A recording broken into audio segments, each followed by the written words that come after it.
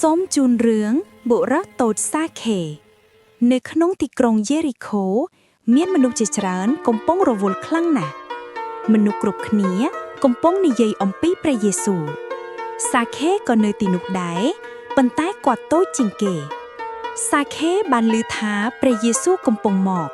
ចិត្តរបស់គាត់ពោរពេញដោយការចង់ដឹងគាត់ចង់ឃើញព្រះយេស៊ូវណាស់ប៉ុន្តែសាខេមិនអាចមើលឃើញបានទេមនុស្សនៅមុខគាត់ខ្ពស់ពេកទោះជាយ៉ាងណាគាត់មិនបោះបង់ចោលឡើយភ្លាមសាខេមានគំនិតល្អ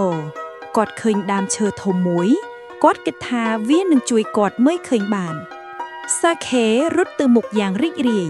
គាត់មិនខ្លាចមនុស្សផ្សេងទៀតគាត់សើចទេគាត់មានគោលបំណងច្បាស់លាស់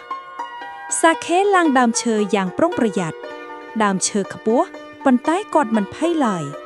ចិត្តគាត់ពោរពេញដោយក្តីសង្ឃឹមគាត់អង្គុយរង់ចាំយ៉ាងស្ងៀមស្ងាត់ភ្នែកគាត់មើលទៅផ្លូវគាត់ដឹងថាព្រះយេស៊ូវនឹងមកដល់ព្រះយេស៊ូវដើរមកយ៉ាងស្ងប់ស្ងាត់មនុស្សជាច្រើននៅជុំវិញព្រះអង្គ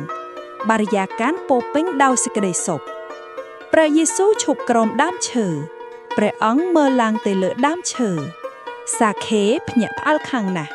ព្រះយេស៊ូវហៅឈ្មោះសាខេគាត់ភ្ញាក់ផ្អើលនិងរីករាយគាត់មានអារម្មណ៍ថាទទួលបានក្តីស្រឡាញ់ពីព្រះសាខេចុះមកយ៉ាងរហ័សមុខគាត់ពោរពេញដោយសេចក្តីសុខចិត្តរបស់គាត់សប្បាយយ៉ាងខ្លាំង